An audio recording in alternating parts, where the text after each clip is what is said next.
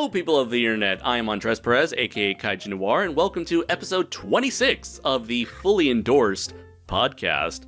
I'm, of course, your host, and here with me is my co-host, Mr. Dylan McCandless, aka Super DM 64. Hey, everybody. And so, for the topic of tonight's episode, we are going to talk about a series that I have been incredibly addicted to, probably for the last several years now. It is a show that aired from 2007 to 2014, ran for 7 seasons at 92 episodes. It is Kitchen Nightmares, which is the American version of Gordon Ramsay's British show, Ramsay's Kitchen Nightmares, which aired from 2004 to roughly 2007 and had a total of about 35 episodes. So this was the show, like, Gordon Ramsay as a TV personality was someone that I was first exposed to Hell's Kitchen. Hell's Kitchen was essentially a cooking show competition where each week a group of chefs, that are split into 2 teams, compete against each other until eventually, like, one person is eliminated each week. Your standard reality show competition style, and until eventually one chef is deemed the winner and gets access to becomes the head chef of a fancy restaurant that Gordon has a connection to. And so eventually he got this show, Kitchen Nightmares, and I forgot exactly when. I should have looked this up prior, because when Hell's Kitchen premiered, but I do know that Gordon Ramsay is a huge TV personality, and so here we go. So Hell's Kitchen premiered in 2005 and is still going on to this day, surprisingly enough. I only kept up for it for like 4 or 5 seasons, but apparently it's been going on for 19 seasons at this point. So 2005, so that was roughly like a year after the after the UK version of Kitchen Nightmares started. And it was around the time that the UK version ended that the American series took over. And so it's sort of interesting to see the show gain like a second life, a second resurgence in popularity through YouTube, with the both official and unofficial clips and episodes being uploaded very frequently on the website. And I was glad that was the case, because it allowed me the chance to share this crazy, entertaining show to my buddy Dylan here. So my first question to you, Dylan, is, prior to watching Kitchen Nightmares with me, what had been your exposure to Gordon Ramsay himself? I knew of him. I hadn't really watched a lot of his stuff. As I remembered, there was one episode of Kitchen Nightmares that I had seen, which we wound up watching again for this, because that one sort of blew up and became super viral. Yeah. But I didn't really watch a lot of his stuff, but I knew who he was, obviously, just through cultural osmosis and the memes. Oh yeah, there's lots of memes about him and the lamb sauce and all that good stuff. Right, and he's parodied in all kinds of places. Eric Cartman did a Gordon Ramsay impression in an episode of South Park. I remember that, yeah. Cream Fraiche, that episode. So yeah, I knew of the man. I just hadn't seen a whole lot of his work, but I knew his shtick. I mean, he's basically Simon Cowell in a kitchen. Right. It's sort of the way I think of it. Like classic Simon Cowell before he got all boring. You watch America's Got Talent now, and it's like, what happened, Simon? I miss Mean Simon. Yeah. I would compare like Gordon Ramsay to, like, he's essentially a military drill sergeant run amok in a kitchen, as he just like verbally abuses the shit out of anyone who works in the kitchen with him. He's the Arlie Army of kitchens. You fucking donkey! The fuck are you doing?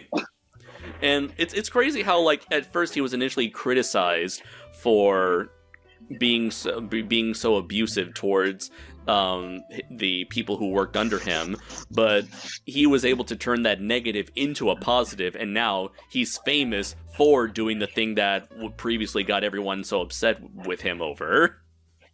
Right, and here's the thing, I mean, I think that sort of thing is just more generally accepted in, like, Britain and, like, British culture. Because, like, it's the same thing with fucking Simon Cowell. Fucking, you know, comes over here to America, he starts doing his normal shtick on American Idol, and fucking... Absolutely dreadful. And a lot of American people don't take too well to that kind of thing. They're like, why's he gotta be so mean? Because, you know, they're pussies. And, you know... In the UK, it's fine, you know. Gordon Ramsay would just be like, "You fucking idiot, fucking you cunt." Like it's fine. You've got your bloody head up your ass. Oh, it's Roy. I've had my head off my ass this whole time. He's absolutely right. And see, that's you can see that difference in the way the people that he's reacting with respond to him. Because when you watch the UK version of Kitchen Nightmares, where they sort of, you know, that's just how people talk to each other to a certain extent. You bloody wanker! So he's like, "You've had your head up your ass," and then the chef will be like, "He's right. I had my head up my ass. I did." Fucking. But then you cut to the American version. Yeah. And because everyone's Americans and they can't take criticism and they don't like being yelled at and they don't like when their fifis get hurt, and they also have gigantic. They have gigantic egos. So in the American Kitchen Nightmares, when he does the same thing, you get the owners and the chefs be like, "Fuck you! Get the fuck out of my kitchen!" I've been doing this for 30 years. I know what I'm doing. 30 years. You don't understand my flavor combinations. Get the fuck out of here. It's straight authentic beef Wagyu, Australian beef Wagyu. I think we've lost the audience at this point, but the point is... So many memes interpersonal memes came out of our enjoyment of the series. The point is that it's a very different climate. Yes. And I think that's what led to a lot of the insanity and a lot of the best moments from the American version of the show. I mean, you could say that the UK version is more sophisticated, more... it has a more chilled, relaxed atmosphere, whereas with the American version, it's mainly due to the editing, perhaps, and the personalities that that Gordon is working with. That the American version of Kitchen Nightmares, it's like has like this sort of like running on high levels of adrenaline, and that there's just like chaos at every turn. Well, that's the difference in the way that British TV and American TV does reality shows. Having seen other British reality. You know, they take the phrase reality show quite literally. It's like it's filmed very sort of documentary style. There's very little like music or like ambient noise. It's just, oftentimes it's just Gordon going into a kitchen and trying to fix the damn thing. And then you cut to the American version, and we have to, or the thought is that we have to, make it more interesting. And so you got the music and the narrators Gordon's going to this place in fucking whatever the place is. You got that guy who narrates every reality show coming in and being like, "This place is a disaster." Sure. And then you get it looks like this guy's dreams of owning a restaurant are up in flames. And then the music stings, like Gordon, pulls something nasty out of the fridge, and you hear the like, or whatever. Yeah, that fucking violin.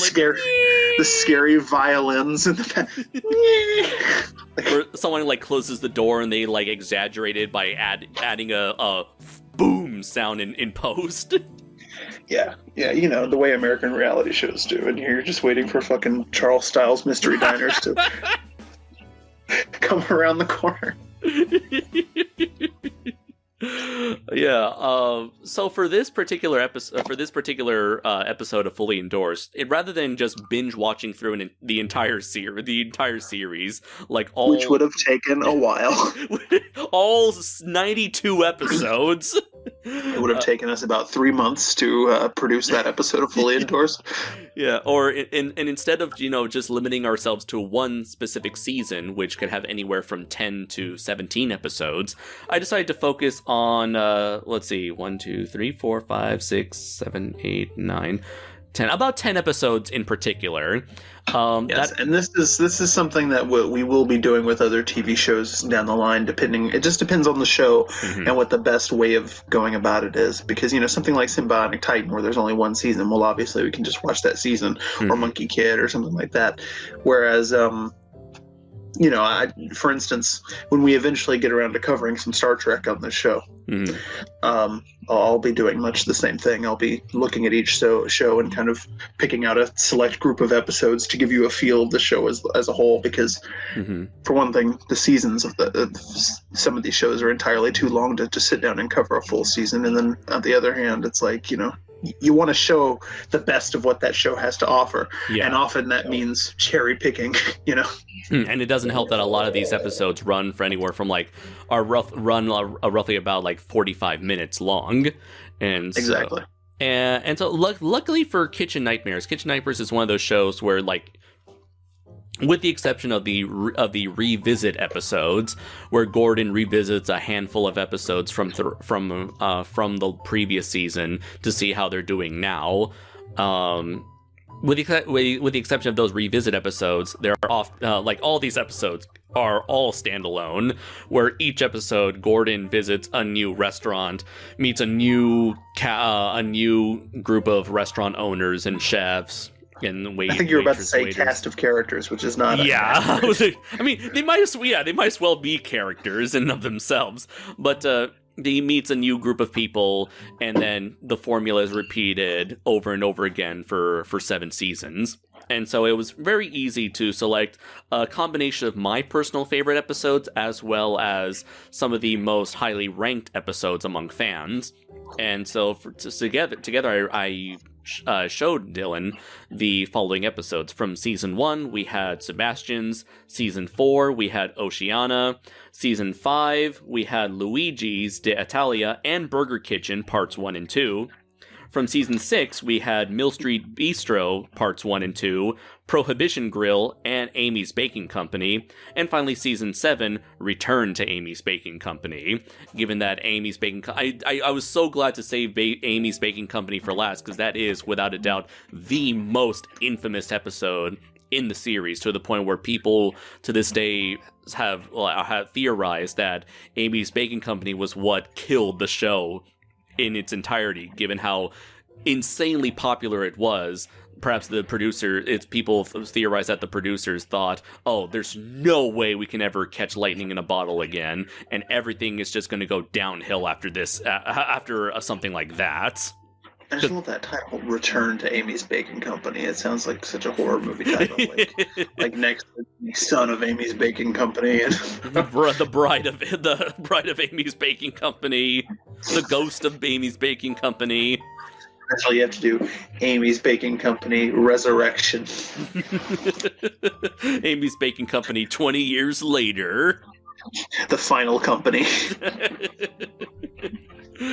Yeah, so among these episodes, it was very easy to quickly establish a specific formula within Kitchen Nightmares, where Gordon visits a struggling and failing restaurant. He meets the owners of the restaurant, asks them a few questions, tries out their food, and that's usually the best part of the show, where he just trashes the food, giving it a scathing critique across the board.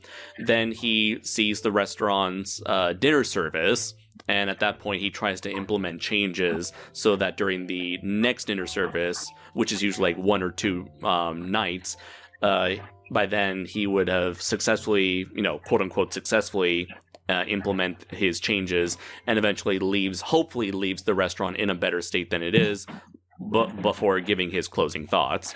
And I think it's a solid formula overall. And this is repeated over and over again from episode to episode, and the results are always different depending on the kind of people that he's working with. But more times than usual, as it's been pointed out before, a lot of these restaurants that he does visit end up closing anyway for a variety of reasons. But often with the restaurants that we were looking at in particular, they either did not follow his recommended changes, or they just gave up and just sold the restaurants. Well, it's difficult to come into a struggling restaurant, especially when you have such bizarre personalities at play, and to try to fix everything that's wrong over the span of a couple days, and he does the best he can, and but ultimately, he leaves knowing that he set out a path for success for them, but it's still going to depend on them to follow through with it. Right. More often than not, they fail to do so. Yeah, and even then, just running a restaurant, the restaurant business is one of the most competitive businesses in the world, perhaps. Oh yeah, it's super difficult. And a number of things can go wrong that are just simply out of his and Gordon's control, so that even in many cases when they do try to implement the changes, there's just something out of their control, whether it's just the people around them that are just not interested in said type of food or type of restaurant or what have you. There's just a lot of factors that can derail a restaurant business or any kind of business really that's just out of their control. I mean, think about it, Andres. When you lived in America, how many times, I know this has happened to me several times, I don't know, how many times did you have a local restaurant that you really loved and it was there for a while, it was there for, a number of years or whatever, and it was delicious and it was great and everybody loved it, and then out of the blue it just fucking closes and you go, what happened? Right. And it's because this business is it's terrible. It's never in a million years would I try to open a restaurant. Yeah. It's such a hard business to break into. You have to be insane to even attempt it. Which leads to the very interesting personalities that we have in each of these episodes. Right. Where we do meet people that very well may be insane. I mean, the whole concept of a restaurant is insane, right? You go out and pay high prices to eat at a place when you could eat at home much cheaper, right? Yeah. You're there for the atmosphere. You're there for the quality of the food that you can never cook yourself in a million years. There's a particular restaurant, a particular experience that you get out of a restaurant that you can't get from home. And watching the series made me appreciate the intricacies of not just restaurant owning but cooking as a whole. It's so interesting seeing Gordon Ramsay critique a lot of the restaurants and the foods themselves, because this is a totally different ballpark, yet at the same time it's somewhat similar to us, people like you and I, critiquing film and television. Right. There are so many little inside baseball details that I would have never thought about previously. Having no experience in the restaurant business. There are so many little things like the way you store food and preventing contamination. And it's like you hit your head almost and go duh, yeah, food goes bad after a while. If they don't sell them that food, they're gonna have to throw it out and get new food. It's just something you don't think about. Right. Same thing goes with like frozen food. It's of course fresh food is going to taste better than frozen food, but as people who really don't care so much about the quality of food, we would often just get frozen food for the sake of, it's cheaper that way, or it lasts longer that way. But when you're running a restaurant, it's no, you want to be able to provide the best possible service to your customers. Yeah, how many episodes where did he go, is this fucking frozen? And then they go, no, we make it in-house. And then later on he'd be interrogating this kitchen staff and somebody would fess up and be like, yeah, it's frozen. It's not only is he a shit chef, but he's also a dishonest one. It's why would you lie to Chef Ramsay? He's gonna figure it out. That's the funny thing there. It's do these people... That was the other thing that I never thought about. Yeah. Having no business even thinking about being in the restaurant business, right? Mm-hmm. I never realized how much of the shit you get when you go to a restaurant is frozen. Uh-huh. If this show is any indication, how many frozen raviolis have I eaten? You know what I mean? Ravioli. What's in the pocket, Oli? If I stayed at home and had some Chef Boyardee, it would have been the same. Yeah, it's I'm no expert in food, so I probably, maybe if I were to pay attention to a lot of the flavor and the texture and, all the things that go in the seasoning that goes into cooking, I could probably have the proper taste buds to tell what is or isn't frozen, what is undercooked or overcooked. But I'm thinking maybe these chefs, they delude themselves into thinking, no one's going to know the difference if it's frozen or not. which is very sad to think, which is very idiotic to think when you're dealing with a master chef like Gordon Ramsay, thinking that you can fool him into thinking that isn't frozen. Or maybe they're just like so stuck in their ways that they genuinely do think this is the best way to go about things. I mean, it's one thing when you go to a fast food place, and like when you buy like some chicken nuggets that it came to the store as like just like meat sludge in a bag, and then they fucking shat it out into little clumps and threw it into the grease or whatever to fry it up. Like that because it's a fast food joint. Right. Emphasis on fast.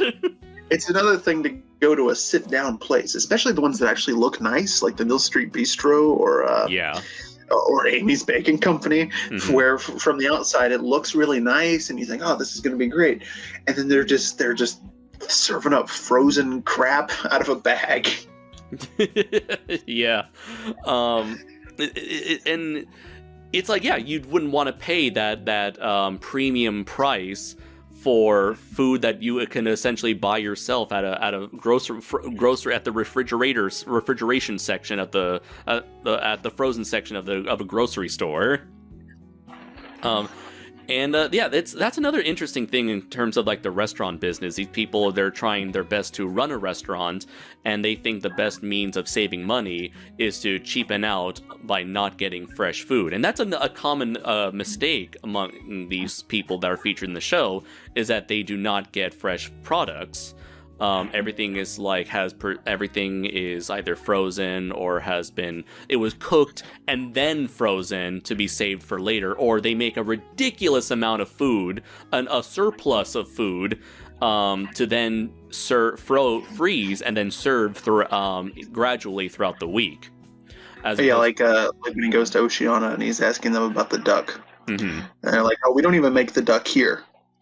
So right. They don't even make the duck here. They make the duck like at home, like once a week or once a month or something. Right. And then bring it into the place and freeze it. It's like, that sounds bad, Or what was it? I think there was like another restaurant where it's like, oh, do you make the desserts here? It's like, oh no, we order the desserts. Like they essentially outsource the desserts, and that's like the only good thing about the restaurant. So, or that delusional Australian Wagyu beef guy who was importing this frozen Wagyu meat from Australia. Yeah. And it's like, by the time it gets here and then you have it in your freezer for however long it's going to be in there and then you cook it up, it's not going to be that good anymore. Yeah. Why not just get some nice American beef, some American Angus, fucking from anywhere, And like it kind of goes to show that in order to run a good business, you are going to have to invest a decent amount of money to make money.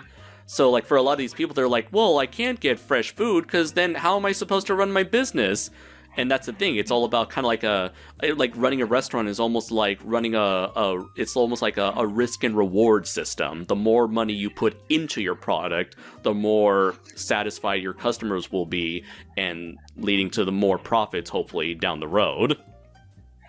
Right, and a lot of them also make the mistake of trying to go too big or trying to go too pretentious. The Mill Street Bistro guy is the main example of this. Yeah, fucking elk quesadillas. Right, elk quesadillas and his weird garnishes all over the place, trying to be something he's not, and not having a connection to the community. That's another big thing, yeah. The locals. Like Amy's Baking Company itself is just like a PR disaster. In fact, they hired, after the episode came out, they hired a PR person to represent them, and they eventually quit because they're like, there's nothing we could do for you psychopaths. I mean, well, there's that scene that plays out in the episode, and you would think that they would behave themselves when they know they're on camera, but is the worst PR you could ever imagine in your life. And it's when those guys are standing there for an hour and a half waiting for that pizza. and then they get yelled at because they're like, "Where's our pizza?" And then when they turn to leave, the dude wants to stop them at the door and be like, "You need to pay," and it's like, "Pay for what, motherfucker?" Yeah. Like, we don't have our pizza. And it got so intense that, like, for the first time ever, at least as far as I know, you see one of the production staff actually intervene, because it's like, all right, I think things are getting a bit too real for reality television here. And Amy has to make shit worse by coming out from behind the camera and from the counter and being like, "You're a pansy, don't ever come back here." And then give a tiny penis or whatever she said. And they kick him out, and she turns around and yells at the restaurant like, "I make good food." Yeah, it's like, "You guys, my food is not crap." You get a few reaction shots of a guy who's going, "You people, you can come in here and say these things. It's unbelievable. Fuck you. It's all a lie." Oh God, you had Luigi's wife. "It's lies. It's all lies. I can't be pregnant anymore." Yeah. It's because of him. By the way, I should have warned the audience in advance that you're going to hear a lot of awful impersonations and accents throughout this episode. Oh yeah, we had a field day during that Luigi's episode, just doing bad Italian accents. And my brother Mario, he does the bad job. He's too lazy. He does nothing for my father's kitchen. Sometimes in a life, the gorilla, he throw the barrels, and you jump at the barrels, and you climb at the ladders. You see, every time you lose a life, but that's why you come back and you learn from mistakes so you can get the one-ups and the mushrooms and save the princess. You go to save the princess, but the princess, she in another castle. I've been doing this for 30 years. I think I know how to run my own mushroom kingdom by now. Manja. That's another place. Oh God, the very first episode that I showed you, Sebastian's, that was like the perfect episode to start things with. That's another example of somebody being way too pretentious and because of his stupid menu concept. Mm-hmm. Trying this to asinine idea. Like, listen, pizza is so beautiful and simple. Yes. And perfect. It's my favorite food. It's perfect, just the way it is. Pizza. It's the perfect food. Other than the health, the unhealthiness of it. Beyond that, it's the perfect food. Yeah. It's beautiful. It's simplistic. And then you have to go and overcomplicate it with your 20 flavor combinations, and then you pick your meat, and it's like, just come up with like 5 pizzas that you can make. Yeah. Put them on the menu and call it a day. Yeah, he essentially tried to turn pizza into Subway, where like you choose your bread, you choose your vegetables, you choose what kind of meat you want to get, and you want to do it this way or that way, and all these combinations. But the thing is, like with Subway, they can make it work because you can see them making the sandwich right in front of you. Pizza's a lot more complicated than Subway sandwiches. And that's why 99% of pizza restaurants don't pull this kind of shit. He thinks it makes himself unique, but there's a reason why nobody really does that. I mean, only one place have I seen that does a Subway-style choose-your-own customized pizza, and that's only when they're making it in front of you, Subway-style. Everywhere else, it's, done just as you said, have a set style of pizza. Like, you can have classic margarita pizza or meat lovers pizza or barbecue chicken pizza, what have you, whatever. It's just simple fucking pepperoni, Andres. Whatever happened to just simple fucking pepperoni?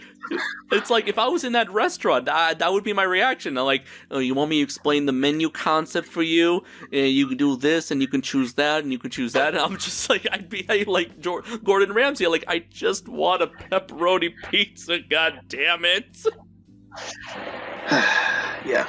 And then they don't even use the fire ovens that they got in their kitchen.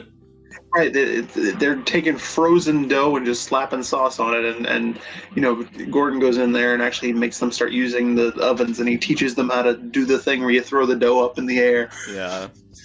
That's another mistake that a lot of chefs in these episodes make. They rely on the good old-fashioned microwave over anything else. Yeah. Yeah, real that problem. that never works.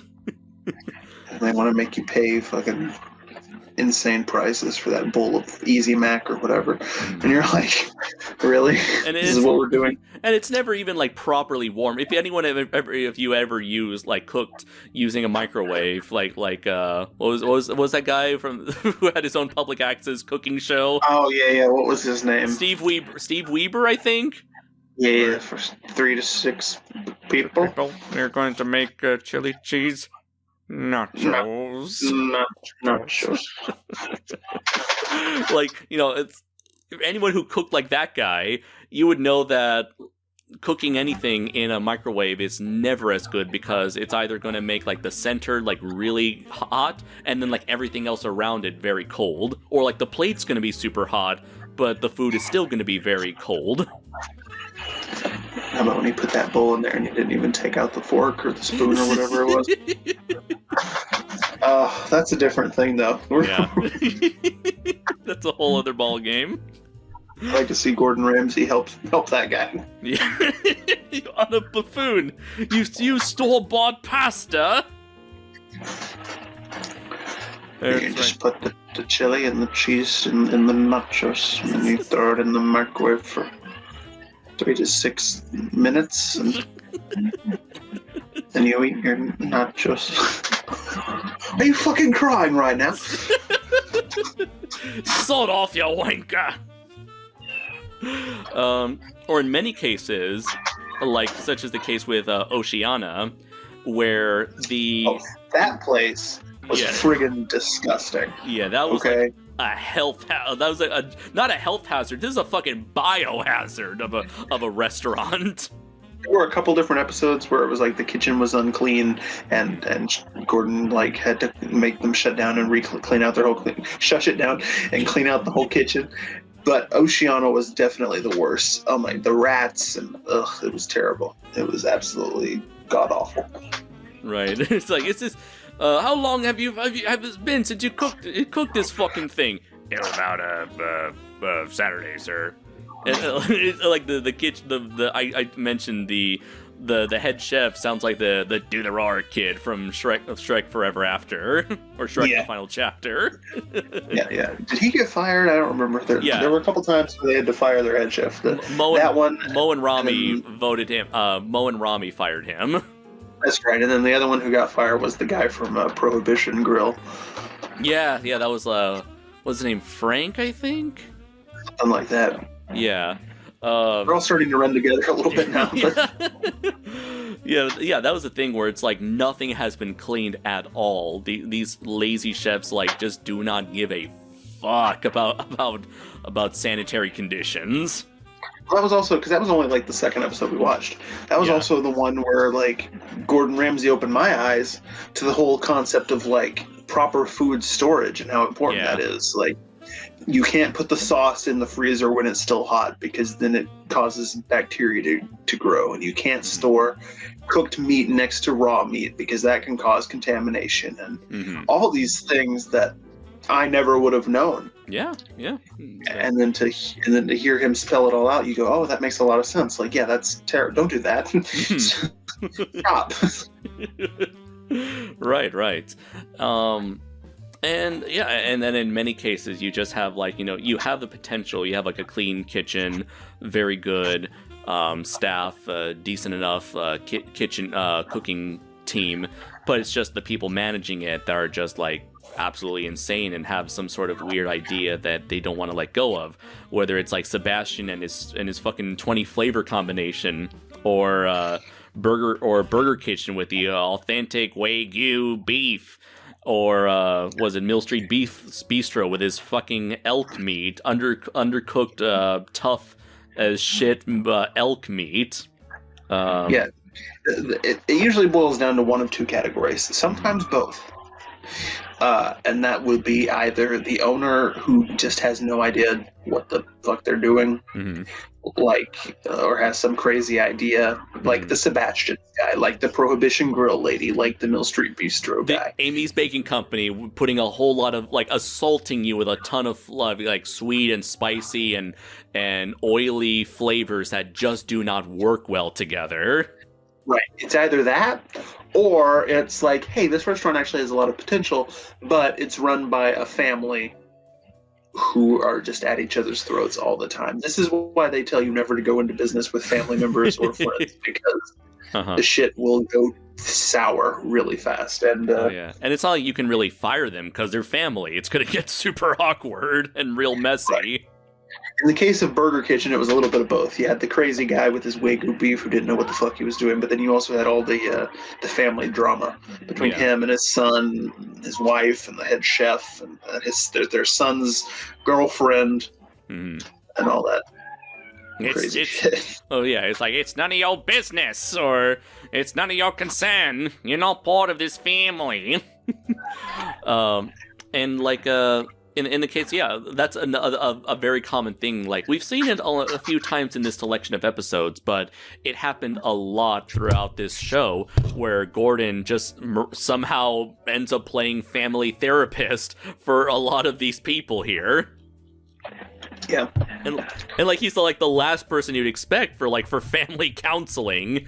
And but I feel like that's probably what the producers thought made for good reality show drama. So it was most likely a conscious choice to look for failing restaurants that are owned by families, because they're like, we can get a lot of like sentimental points from these locations.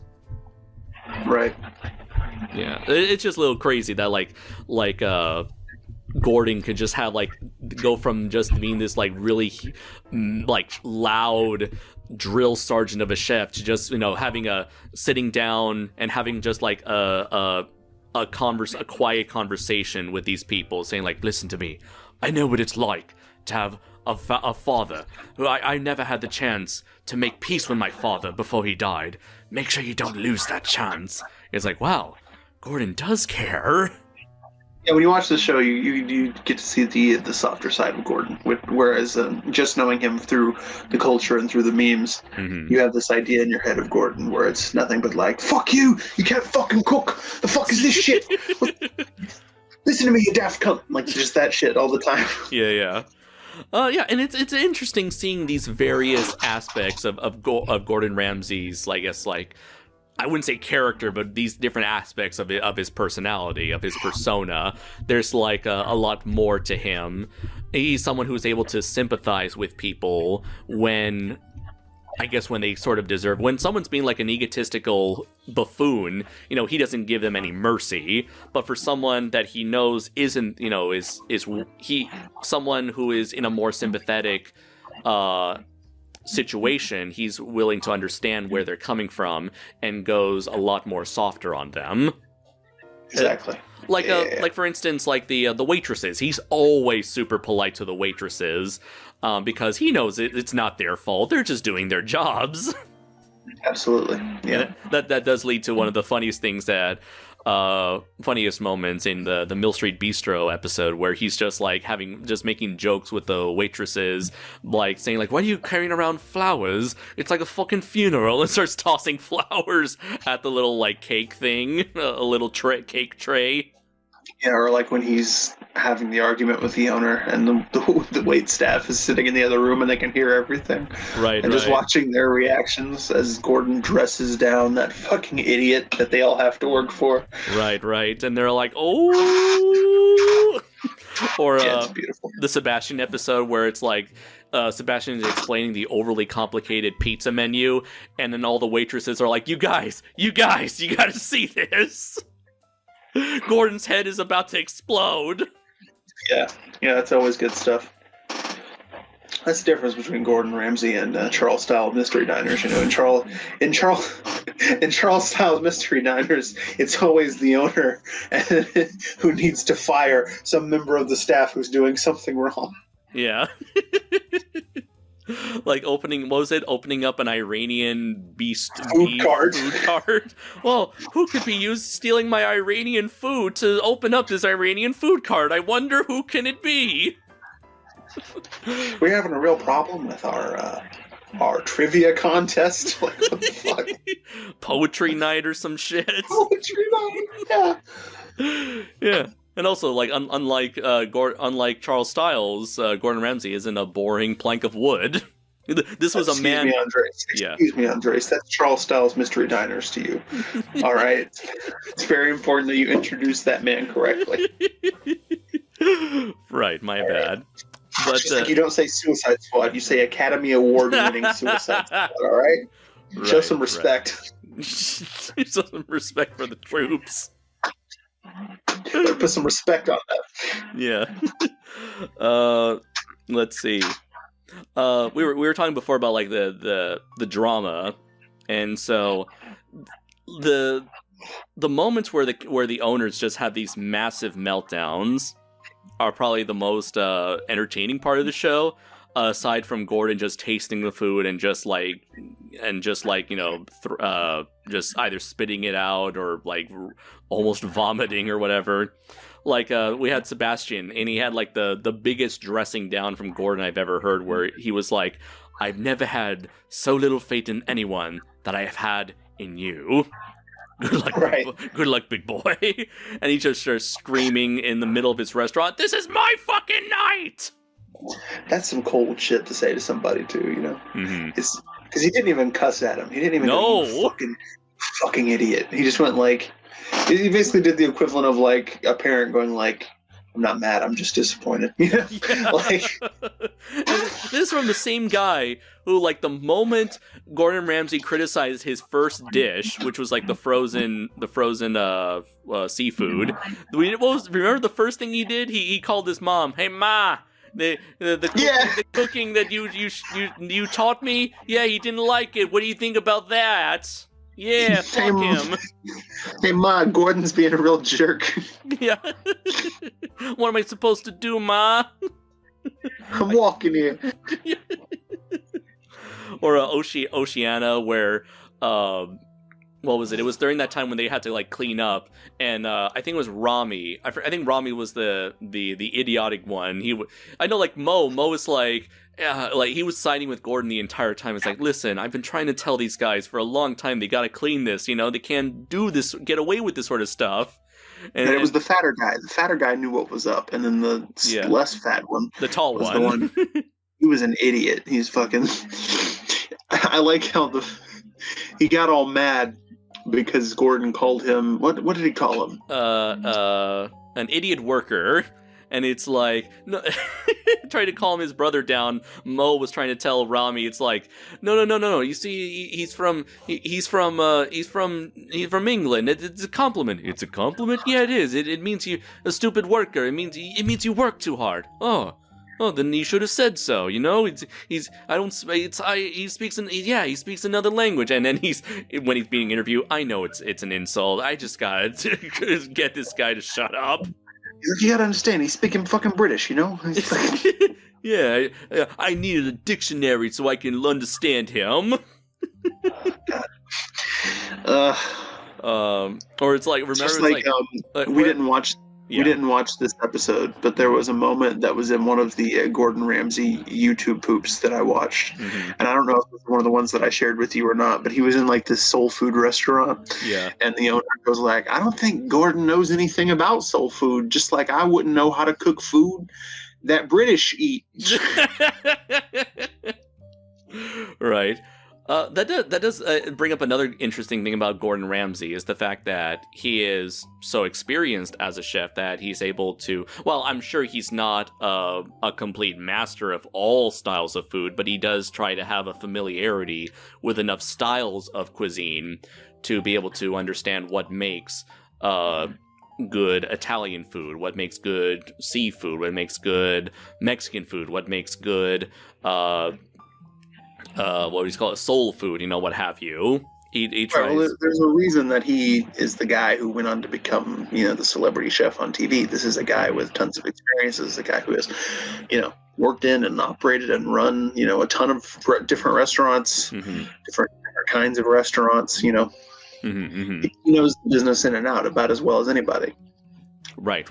And in cases where he tries to implement changes to the restaurant, he tries to see, okay, here are the type of restaurants that are popular in this area, or here's all the restaurants that can directly compete with you. What can we do to make your restaurant stand out from the crowd? Right. And part of that is not being, knowing your audience, knowing the kind of people that are around you, and tailoring your food to not only what they would like, but what they can afford. That was the huge thing at the Mill Street Bistro. He was charging ridiculous prices for shit that wasn't even good. What was it, like $30-$40 for like steak and sirloin and all this? It depended on the steak. Some of them were like 20, 25, and there was one, I think the highest one was like 30. And I remember saying to you, like, if I'm going to pay $30 for a steak, it better be the best damn steak I ever put in my mouth. It better come with a blowjob or something like that. Yeah, the waitress better come out and fucking blow me. Right. And what was it with burgers? They're also that same price for burgers. Think if there's one thing I can praise for Amy's Baking Company, she at least knew how to properly price burgers. Right. She also she had one up on a lot of the people who were on this show. Gordon liked her desserts. Yeah. That's the only time I can remember that he ate a thing and he liked it. Yeah, which happens very rarely on the show. And then that also wound up being the only restaurant he ever walked out on. And I'm like, listen, Amy, how's this for an idea? It's called Amy's Baking Company. Why don't you stop with the food and just focus on the baking? Just bake cakes. Just sell your cakes and do catering and shit. But she can't, because she was told by God to become a chef, Dylan. Yeah, You can't argue with that. She's fucking delusional. That's there's the reason why Amy's Baking Company became so infamous, because just any bit of criticism they say at Amy, she just deflects it. In a lot of cases, there are a lot of delusional chefs. With Luigi, he was someone who has lost a lot of his passion for cooking. It's just going on autopilot and making the blandest shit ever. And I've been doing this for 30 years. And crazy Italian broth for 30 years, Gordon.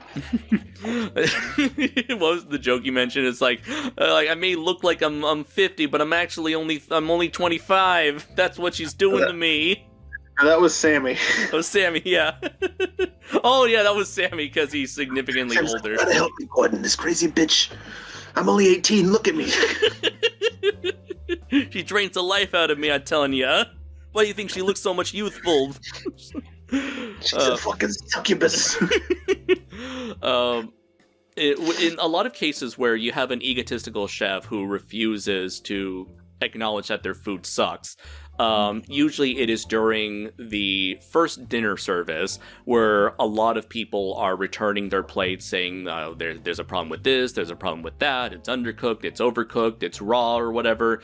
And it's usually at that point where Gordon will be sitting there doing surgery before he even tastes it. He'll be taking his fork and his knife and just pulling it apart and be like, look at that. Look how doughy that is. Look at this shit. Look how raw that looks. Yeah, he tries to hammer in the point that it's hey, I'm not the only one that thinks this way. All these people here who are your customers think this way as well. And it's usually at that point where the chef usually comes around to saying oh my god, my food sucks. Or you have the owner saying, oh my god, this chef sucks, I gotta fire him soon. And he breaks down his criticisms of the food. He's very aware of the fact that he's on TV. He breaks it down in a way that you and I, who are not chefs, can watch it and be like, oh yeah, you can clearly see that's too raw and that's too doughy and blah blah blah and this and that and that's too rubbery. We weren't there, we didn't see it, we didn't try to chew it. Right. He's very good at explaining his critiques in a way that it makes you feel like an expert just by watching it. You're sitting there yeah, what's this fucking guy think he's doing? Chimichanga, chuck it in the bin. Chuck it in the bin. Crab, it's not a crab cake, it's a crap cake. Or it reminds me of this one joke that I've heard where anybody watching Kitchen Nightmares would have this experience where they see Gordon Ramsay being presented with a dish, they'll say, oh, that looks delicious, absolutely dreadful. Yeah, it looks delicious until he starts pulling it apart and then you go, ugh. And then you're like, oh yeah, I totally agree there. I knew it all along, it looked bad. Well, there are some things that they bring out, and even before he tries to eat it, you go, "What the fuck is that?" Yeah, I'm still having nightmarish flashbacks to the El Quesadilla. Like, what the fuck?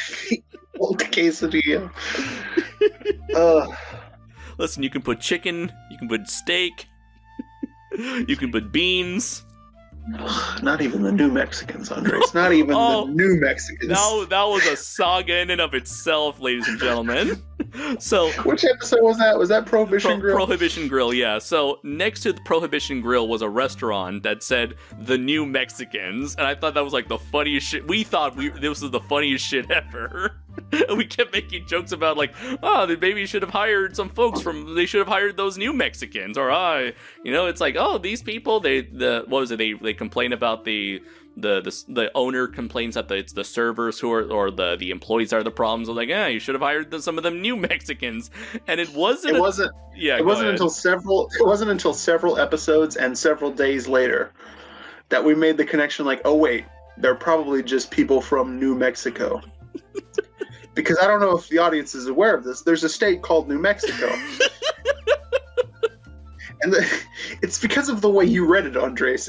You fucked us up. You read it as the New Mexicans, whereas it's just the New Mexicans. You know? And we lost our shit because it's like we had that quantum leap moment. We go like, I'm retarded. We look at the mirror and we see each other's as our reflections. Yeah, see, that's what I'm saying. You fucked us up. Because the very first time we were watching that episode, you were like, New Mexicans? Who are these New Mexicans? What happened to the old Mexicans? What did you do to them, you bastards? And then we just ran with that shit forever. Yes. El Quesadilla, not even the New Mexicans would do that. Oh, God.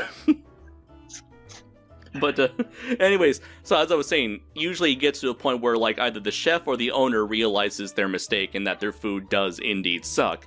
But that certainly wasn't the case with Amy's Baking Company, because even at like, no matter who it was that was criticizing the food, she would always say, well, people like it, or it's supposed to, it's like, that's not what I hear for other people tell me. And that's because she like just blocks out all criticism. And Sammy, her husband, just like continues to enable her and further enforces that delusion that her food isn't crap and that there are people who like it. She also has the absolute worst quality that you can have in a woman. It's super annoying. That thing where once she starts talking, she just doesn't shut the fuck up, you know? She's a little bit like Michael Pena in the Ant-Man movies, you know, when he like goes on his little rants and he's like telling his stories, you know? She's a lot like that, where like she likes to hear herself talk more than she's not really talking to you, she's talking at you. Ramsey will ask a simple question, and then she goes on this 5-minute long scree about like, me and Sammy are soulmates, and we stick together, and we have to stick together because we have all these online bullies, and they're always trying to say all these mean things about us because they're used to eating processed wood chips, and we have our 3 cats, and she just doesn't shut the fuck up. Which are our boys in human cat bodies. They're humans trapped in cat bodies, and you know, they keep saying our food is good, but I make good food. Okay, God told me to be a chef, and she just. It's not even that. It's not just that she won't take criticism.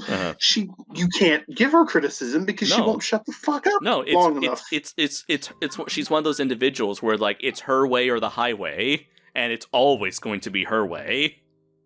Like, why the fuck would you marry this person? What was he thinking? Maybe that was the thing. Maybe Sammy thought, oh, you know, it's like she wants to be a cook, then maybe you know, she'll make me dinner every day, then we'll live happily ever after. Oh no, she wants to have a business. Oh no, what have I gotten myself into here? Oh no, she's not she's not listening to me. Oh no, I can't control her. Oh my God, what have I gotten myself into? She's not even that hot. She's got that weird chin. That leafy chin. Leafy chin, yeah. It's It's like he's like one of those old like retired gangsters, right? It's like yeah, like he's the kind of guy who like marries some young chick in her 20s and then winds up, 10 years later they're in their 30s and they're a bitch and he's fucking like, God, this fucking bitch. Like he's the kind of person that happens to. But like she's not even that attractive. Maybe she was at one time. I don't know. She's not bad looking by any means. I mean, there are certainly worse looking people on this show. Oh man. I mean, hey, at least it's not Luigi's wife. Oh, poor. She also, is it weird how much Luigi's wife looks like Luigi's brother? A little bit. I don't know. They look like they could be brother and sister. Maybe it's the hair. It's a lot like when the Cinema Snob reviewed that movie where Lily Tomlin had the romance with John Travolta, and it was really weird because it was in the 70s and they looked identical. Yeah. They both look like Ralph Macchio. I kept calling him. I don't even remember that guy's name because I kept calling him Ralph Macchio the whole time we were watching it. I think it was Tony. I think his name was Tony. Yeah. He might as well be Mario. Walking around like, Luigi, and he's, I'm a laid back kind of guy. Luigi, he's always stressing about a bing, bada boom. And she's walking around going like, fuck you! It's all lies! Yeah, she just goes from like 0 to 100 in terms of her temper. And like people were like, in certain forums were theorizing maybe she might have some form of like bipolar disorder, given how she's kind of like so erratic in her behavior, and that confronting her about it would only like make the problem worse. I believe it, honestly. Based on what we've seen, I think that theory has some weight. I'm not gonna lie. She literally did. She could not have been more of a stereotype, though. She literally did. She did the hand. She did the Italian hand. At one point. I was like, we got it, ladies and gentlemen. We got one. It was so satisfying. Perhaps like some of the most like clueless owners was either like was Oceana, just because like the dude like thinks he can like run a restaurant by keeping all of the recipes in his head and never writing them down. The most clueless, though, is the bitch from Prohibition Grill. Right. She was a belly dancer who one day decided, I'm going to open up a restaurant because I think it's going to be really cool, so yeah. Despite the fact that I know nothing about the restaurant business. The moment it was revealed that she didn't know that soup of the day meant having a different soup every day, I remember you lost your shit at that. She broke like, I didn't realize that soup of the day meant a different soup every day. I just meant that soup served on the day. Like, literally. or was it like I thought it tastes delicious. I like that idea, Ramsay Gordon. It's like, I don't care about your opinion. You think undercooked can still be cool, can still be fresh, or like your opinion doesn't matter. What? I thought fresh meant not frozen. And then like the chef, it's like, and then she's talking to the waitress, trying to get some backup here. Like, did you know that like soup of the day means a different soup every day? And the waitress is like, yes. You idiot woman. Yeah, she didn't know like the first thing about running a restaurant, and so just like. It's like Gordon. It was like having to hold a child's hand step by step through the process of running a restaurant. I've never been more surprised. I mean, I'm less surprised than when you read me what happened to that restaurant after the fact, and you're like, "Oh yeah, it's closed." And I was like, "Yeah, of course it fucking is." Yeah, she sold it. Oh, you can teach her. It's one thing to teach her how to run a restaurant while Gordon is standing right there, and you put her in a suit, and you have her going around doing, as opposed to a mini skirt or whatever. You train her on what to do. As soon as he leaves, she's just gonna go right back to belly dancing during food service. Ugh. Yeah, it's like it has nothing to do with the theming of Prohibition Grill. We don't even know why it's called Prohibition in the first place, considering there's a bar there. It also, Right. I heard Prohibition Grill, and I thought, oh, it's going to be like a cool 1920s theme, right? yeah. No, it's just a place. There's not even a grill. No grill in Prohibition Grill, and she didn't even realize that that's what grill means. I didn't know that a grill needed to have a grill. Like, literally. Yeah. I trust Chef Rocky. He knows what he's doing. Oh, Rocky, that was his name, not Frankie, it was Rocky. Chef Rocky, he's been with me from the beginning, and I just trust him. Meanwhile, Chef Rocky is the most lazy piece of shit we've ever seen. He's just like, yeah, throw that out there, that'll be all right. He has like he has like the most defeatist attitude when someone criticizes it. It's like, yeah, whatever. Yeah, I thought it was pretty bad too. All right, let's moving on. Thanks for your support. I like it. It's true. Chef Rocky. And then she like breaks down at one point and is like, Chef Rocky has been taking advantage of me because I don't know how to run a restaurant. I just let him do everything because that's just his field, his specialty. And I fired him because he was lazy, but then I rehired him because I don't know what the fuck I'm doing. But now I have to fire him again. Oh yeah, and that's another thing where it's like in a lot of these restaurant businesses, they're so awful to their employees that they end up, like in many cases, whether like with Mill Street Bistro and Amy's Baking Company. Amy's Baking Company had the record. Yeah. 100 employees in a year's time Yeah. who had gone through that revolving door. And then when we watched their it was during the return episode. Yeah. They showed their audition tape for the show, and the entire staff was different than what we saw in the actual episode. Yes. Which definitely explained why they were able to still keep in contact with a few of them during the actual episode of Amy's filming of Amy's Baking Company, where they were able to, where Gordon Ramsay was able to interview a few former staff members. When she fired that one girl. Oh yeah, like, are you sure? That was the saddest shit I've ever seen.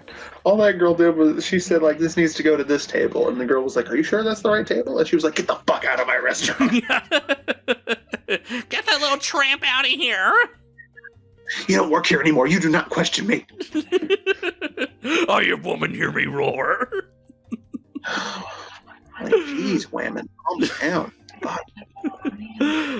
She like I probably mentioned before, it's like, in an era where, the Karen meme is all the rage these days. She is like, Amy's like the queen of the Karens. Yeah.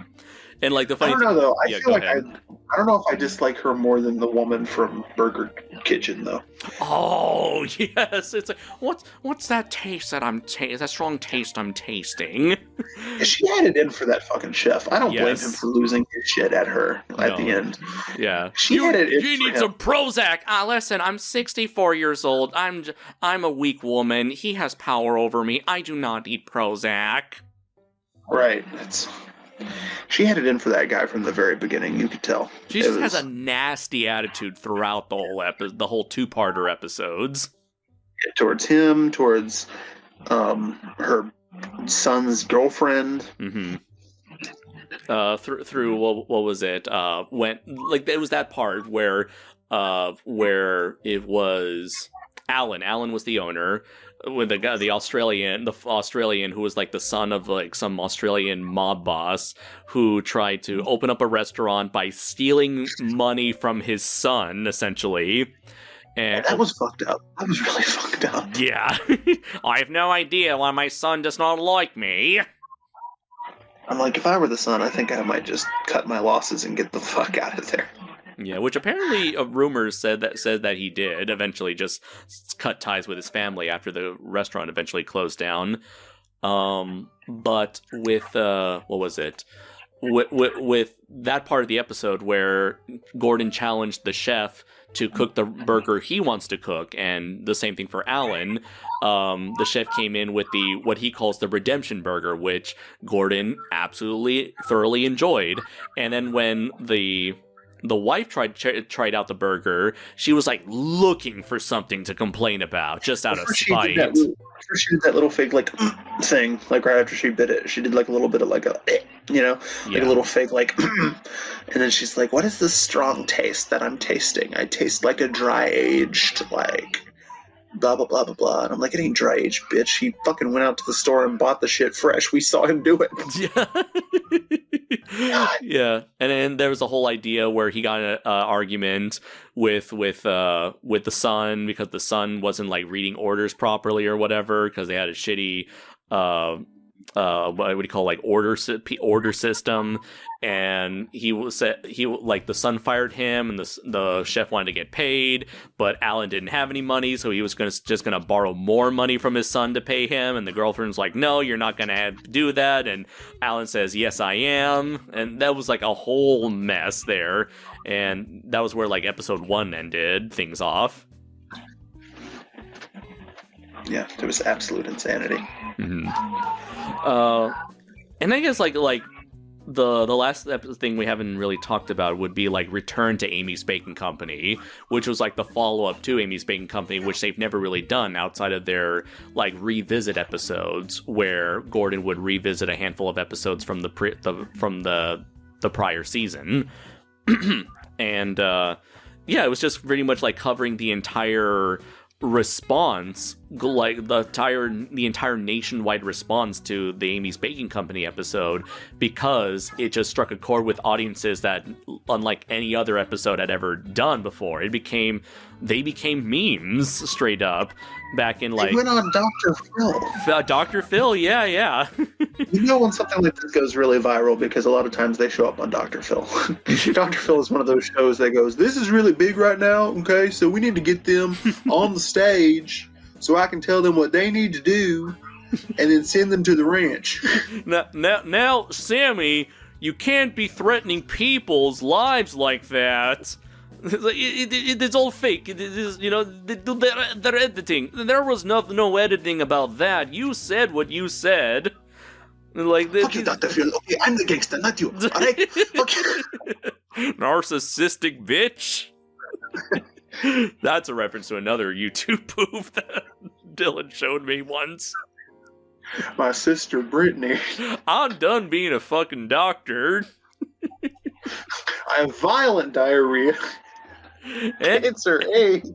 Eczema. That's right. I said eczema, motherfucker. This is probably the most schizophrenic episode of Fully Endorsed we've ever recorded. I'm truly sorry to whoever is trying to listen to this and really trying to make sense of just us quoting YouTube poops and random episodes. We've just been memeing this whole time. Just recycling other people's jokes. It's not even like super popular memes. It's just memes that are popular with us. All right. Yeah, just like in-joke memes. You know what? Fuck that Van Halen guitar. Oh, God damn it. Exquisite. So we've been at this for about an hour now, so I'd say it's a good time to wrap things up, unless there's anything else about Kitchen Nightmares that you haven't talked about yourself. Let's see.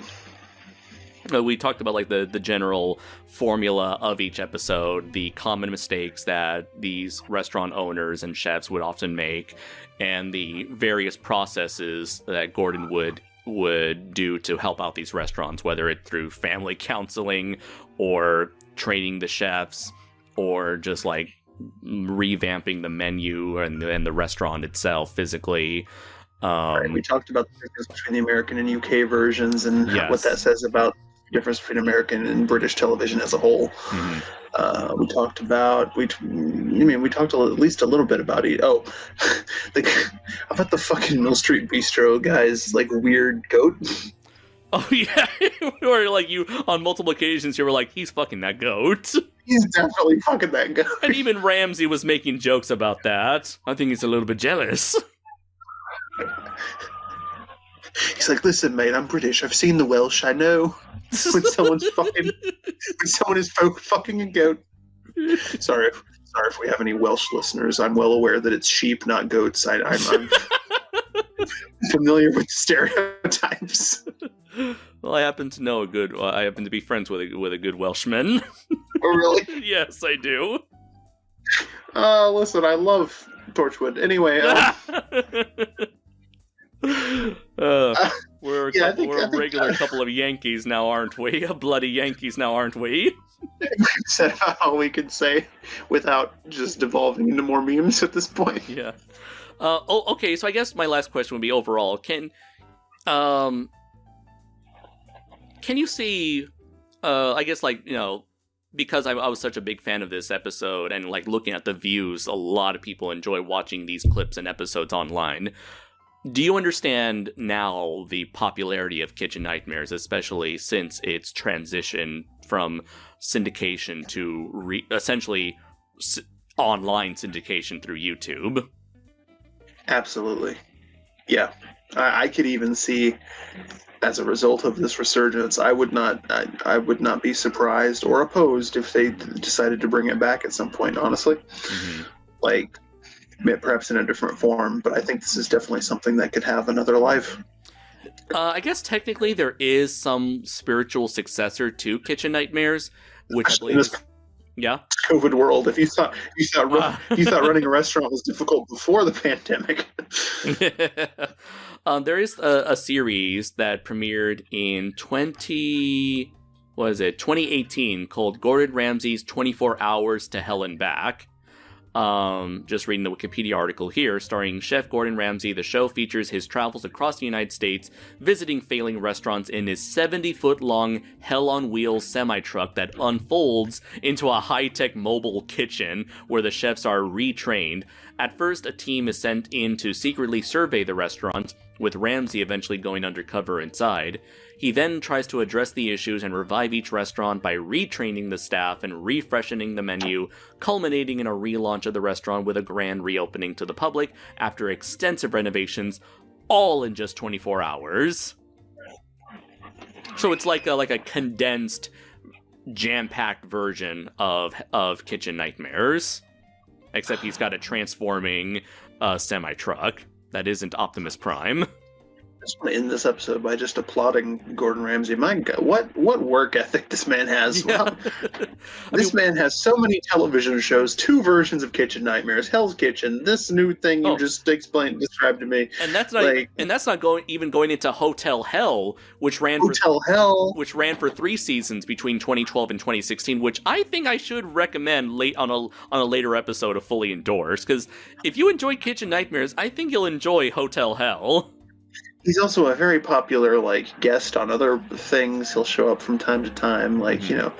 This man is always working. Not to mention being, a chef, which is one of the most difficult jobs. Right? It's like, oh yeah, you forget. He used to make a living just cooking food. Yeah. Yeah, and that just goes to show that this was a man who was made for television. This man has such an on-screen presence that you can easily get addicted to watching. And it never feels like he's getting tired. No. There are some television personalities who, after a while, like Steve Harvey, you look at Steve Harvey after a while and you're like, does he want to be here still? Or should he pack it in, retire? Because there's some times where you look at that man and you're like, he looks exhausted. Gordon Ramsay is always on, Right, he's always on point. Never a dull moment with him.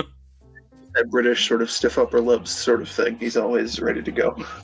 So, I take it you'll be fully endorsing this series as well? Absolutely. Sweet. Yeah. I'll probably be checking out more episodes on my own.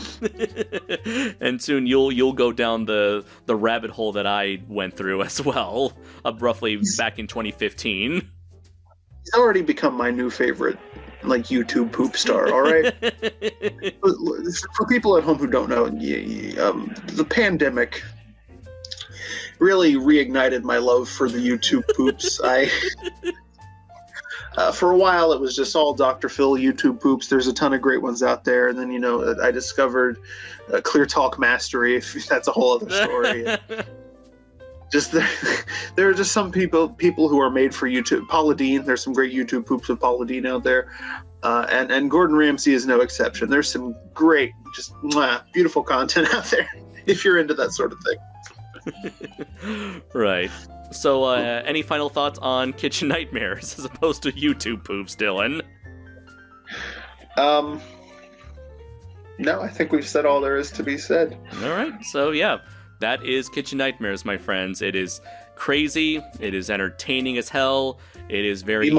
It is intriguingly informative about a world of eatery, dinery, cookery that, it's very foreign to us, but it's a very engaging world to learn about through the antics of Mr. Gordon Ramsay. And I would highly recommend watching it with a friend. Yes, absolutely.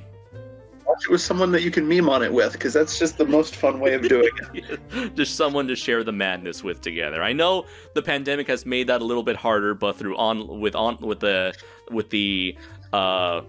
the online world, anything is possible. Exactly. So get you a buddy or five, and get your drink on, get a little buzz going. It's a good time. Oh yeah, and I can't wait. Maybe in the near future, we'll be watching more episodes together. So, with that said, what will we be covering next time on Fully Endorsed, Dylan? Well, I think it's been roughly a year, maybe a little more than a year, since we covered The Producers. And I wanted to return to the Mel Brooks well. And of all the Mel Brooks movies that you haven't seen, you've seen most of the really famous ones. But I think the one that we'll probably have the most to talk about is Robin Hood Men in Tights from the year 1990. I'm Googling it real quick. 1993. Sweet. Robin Hood Men in Tights. This is one of the This is one of the last ones. This is at the tail end of Mel Brooks's career.